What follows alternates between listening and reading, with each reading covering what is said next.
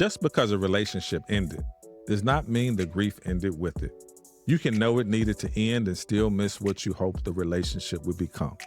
You can be grateful you survived it and still grieve what it cost you. You can move forward and still feel the weight of the goodbye. Today, I want to talk about grieving a relationship that ended. Welcome to the Reset Room, where strong people learn to let go. I'm KL Davenport, and this reflection is for the person grieving a breakup, divorce, loss of a friendship, family separation, or relationship that is still difficult and painful. Relationship grief is complicated because you are not always just grieving the person.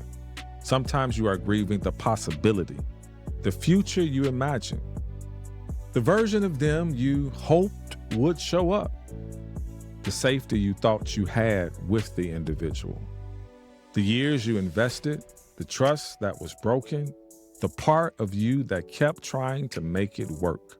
And sometimes people do not understand what you're going through.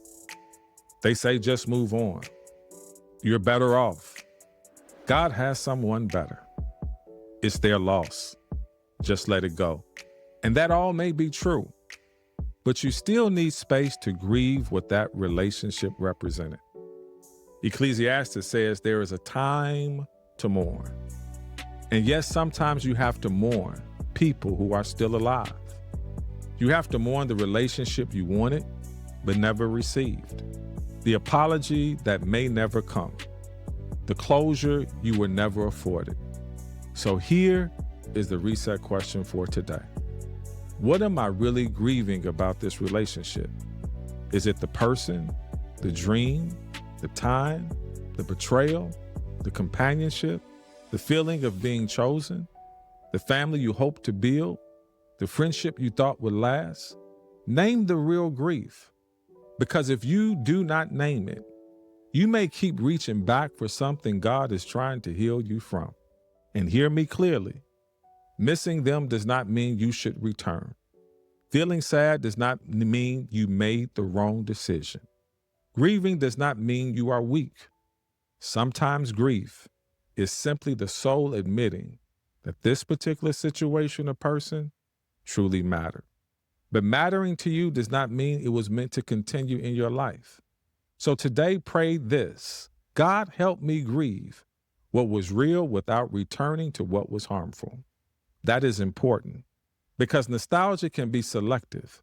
It will show you the sweet moments and hide the painful disappointments that were also a part of the story. It will remind you of the laughter while silencing the heartache. It will make you miss the potential and forget the negative patterns that the person consistently displayed. So grieve honestly, but remember clearly. Today's reset practice: God, help me release the version of this relationship I kept trying to create by myself. You do not have to erase the memories to move forward.